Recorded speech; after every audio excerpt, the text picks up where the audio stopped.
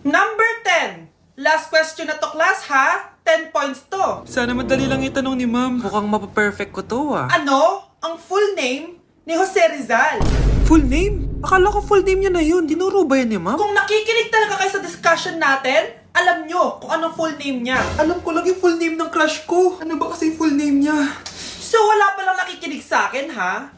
Sige, perfect sa exam ang makakasagot sa akin. Ah, ma'am, alam ko po. Okay, Cheska, ang full name ni Jose Rizal ay Jose Protasio Rizal Mercado y Alonso Rialonda. Very good! Perfect ka na, ha? Yes, thank you, ma'am. Ma'am, bakit pa ba namin kailangan pag-aralan yung full name ni Rizal? Itatanong ba yun sa amin kapag mag-a-apply na kaming trabaho? Oo nga, ma'am. Parang di naman kailangan pag-aralan yan. Perfect na sana ako eh. Pinag-aaralan natin siya kasi marami siyang nagawa at naiambag sa bayan natin.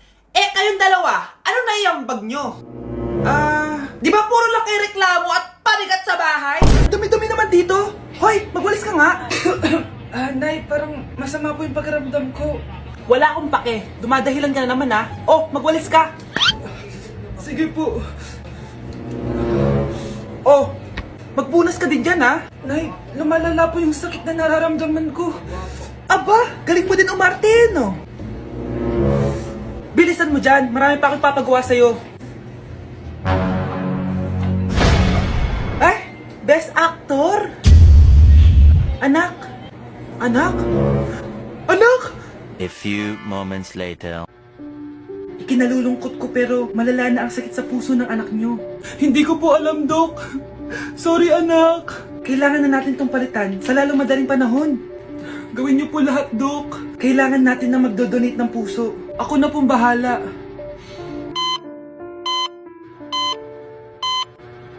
Nay? Oh, gising ka na pala. Nasaan ako? Nasaan ang nanay ko? Nanay mo yung nagbigay ng puso sa'yo. Hindi pwede. Nay, sorry, Nay. Nay? Buhay ka? Oo naman anak, buhay na buhay. Kanino puso yung nandito? Puso ng kambing yung nilipat sa'yo anak. Ha? Ma! Ma! Pagaling ka ha? Ma! Okay, class! Na-miss nyo ba ako? Bumalik na si ma'am. At dahil first meeting natin, hindi muna ako magli-lesson. Gusto nyo ba yon? Ma'am, pwede po kami kumain sa kantin? Sure! Oh, yung mga gustong kumain, kumain na. Gawin nyo na lahat ng gusto nyong gawin. Basta, today lang yan ha. Next week, magli-lesson na tayo. Grabe, ang bait talaga ni ma'am, no? True be, kaya favorite ko yan si ma'am eh. Tara na, kain na tayo. Okay, class, what is the powerhouse of the cell? Scarlett? Ano ba yun? Starts with letter M. Mitochondria? Very good! Kaya mo naman pala eh. Thank you, ma'am. O, class, mag-e-exam kayo ha. Dinalian ko na to para sa inyo. Lahat ng nasa lesson natin, nandito. Okay, get one and pass. Oo nga, ang dali lang. Makaka-perfect pa ata ako. A few moments later. Okay, time's up. Pass your papers. Wow naman, lahat kayo nakakuha ng high scores. Magaling ka kasi magturo, ma'am. Okay, class, dahil Friday ngayon, gusto ko mag-enjoy kayo sa weekends. Kaya naman, hindi ako magbibigay ng assignment. Yes, thank you, ma'am. Makakagala ako. At isa pa, class, malapit na mga anak si teacher, oh. Magli-leave muna ako ng ilang months. Ha? Habang wala ako, si Ma'am Diana muna ang papalit sa akin. Maging mabait kayo sa kanya, ha? Hi, class! Namiss niyo ba ako? At dahil first meeting natin, may surprise quiz kayo. Nandito na naman yung pet peeve ko. Hindi! Hindi! Hi, classmates! Ako nga pala si Ashley, ang pinakamayaman at sobrang ganda niyong kaklase. Hi, Ashley! Pwede ba tayo maging friends? Ay, sorry, di ako nakikipagkaibigan sa ganyang muka. Ew! Sumanong ugali nito? At least maganda ako. Eh, ikaw? Pangit ba talaga ako? Uy, Scarlett! Sabay na tayo kumain ng lunch. Sure! Saan? Ako na lang sabay mo kumain. Huwag na si Scarlett. Ako na bahala sa lunch mo for the whole year. Walang iya ka, Ashley. Aagawin pa sa akin yung crush ko. Sige na. Gusto mo bilan pa kita ng car? Car? Sige, sabay na tayo kumain, Ashley. Sorry, Scarlett. Sorry, ako pinili niya. Eat well sa'yo, ah.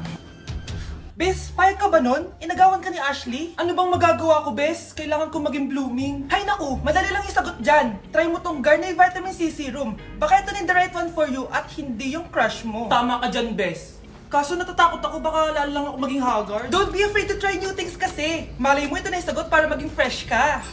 Sabi mo yun na. OMG, ang fresh na ni Scarlett. Ano kayang ginawa niya? Paano siya naging fresh? Hindi pwede to. Oh, ano ka ngayon, Ashley? Mas fresh na si Scarlett kesa sa'yo. Scarlett, pwede ba tayong sabay kumain ng lunch mamaya? Che, di na kita kailangan. Sapat na sa akin ng Garnier Vitamin C Serum. Kasi it passes the hashtag Garnier yung check. Humanda ka na, Ashley. This is the beginning of my revenge. Anak, malapit na akong mga anak. Magkakaroon ako ng kapatid, Nay. Oo, anak, magiging kuya ka na. Nakaka-excite naman, Nay. A few moments later. Mare, musta na? Uy, Mare, buntis ka din pala? Oo, Mare, malapit na nga akong mga anak eh. Sabay pala tayo mga anak, Mare. Siguradong mas maganda anak ko kesa sa kanya. Di ka sure, mas maganda anak ko, magmamana ba naman sa akin? Sakit na dyan ko! Manganganak ka na? Darling, tulungan mo ako! Anong mangyayari, darling? Manganganak bata ako, darling! Manganganak ka na? O sige, ikaw ka muna doon! Sakit na dyan ko! Manganganak na din ata ako! Manganganak ka din? Oo! Hinga kayo ng malalim ha, tapos ire! Sige, malapit na! Di ko na kaya! Darling, eto na anak natin! Ang ganda ng anak ko! Ang ganda-ganda mo, anak! Ba't magkamukha anak namin? Ha? Ikaw ba tatay nun? Darling, I can explain! Mare! Walang ya kayo! Darling! Mare! Magsama kayo! Good morning, anak! Pinagluto kita ng paborito mong ulam. I love you, anak! Sige po, Nay. Tara, kain na tayo. Parang may kakaiba kay nanay. A few moments later. Anak, ba't ka nagwawalis? Ayaw kita mapagod. Ako na dyan. Sige, Nay. Ako na lang po maghuhugas sa mga plato. Ako na din bahala sa mga plato, anak. Ayaw kita mapagod. Ako na lang po magliligpit sa mga kalat dito. Ako na din magliligpit dito, anak. Maglaro ka na lang dun sa kwarto mo.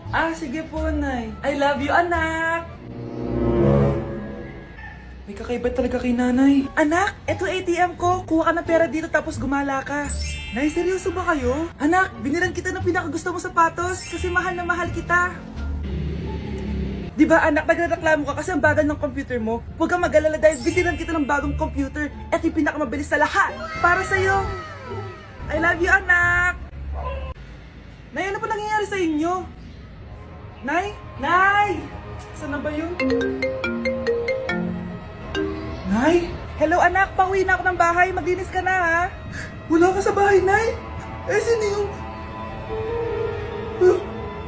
Anak, gusto lang kitang maging masaya. Masaya. Nay, tulungan niyo ako, Nay. I love you, anak. Yung lalaking umuwi dyan kagabi, hindi ako yun, anak. Umalis na kayo dyan ngayon na. Nay! Nay! Aray! Mahal, napano ka?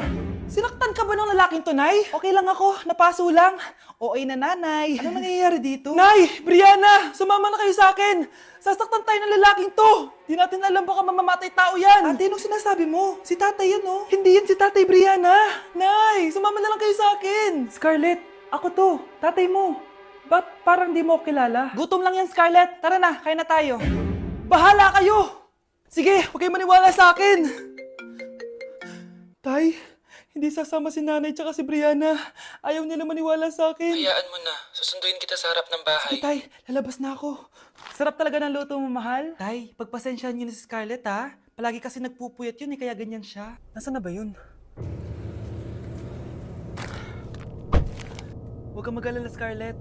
Safe ka sa akin. Tay, salamat. Niligtas mo ako sa kanya. Hawak ko na siya. Very good. Teka lang, Bakit wala dito si Scarlett, mahal? Ah, pabalik na yun, mahal. Sige na, kumain ka na lang dyan. Ah, sige. Kain na tayo. Gaganti na ako sa mga panloloko mo sa abroad. Munda sa akin yung anak mo sa labas. Gusto ko lang maging malinaw sa inyo na dito sa klase ko, ako ang nasusunod. Naintindihan? Ah, ma'am, ito po yung assignment ko. Anong klaseng assignment to? Parang ginawa lang ng bata. Mababa lang grades mo dito, ha? Pinaghirapan ko yung assignment na yun. Sino ang pambansang bayani natin? Ah, ma'am, Scarlett. Ang pambansang bayani natin ay si... Oops! Napakabagal mo sumagot. Ang pambansang bayani natin. Straight to the point ang kailangan ko sagot. Ayusin yung sumagot, ha? Hindi na kayo elementary. Opo, ma'am. Pinayagan ba kita kumain sa loob ng klase ko? Ah, ma'am. Akin na yan. Kung ayaw niyong binabastos kayo, wag niyo akong bastusin.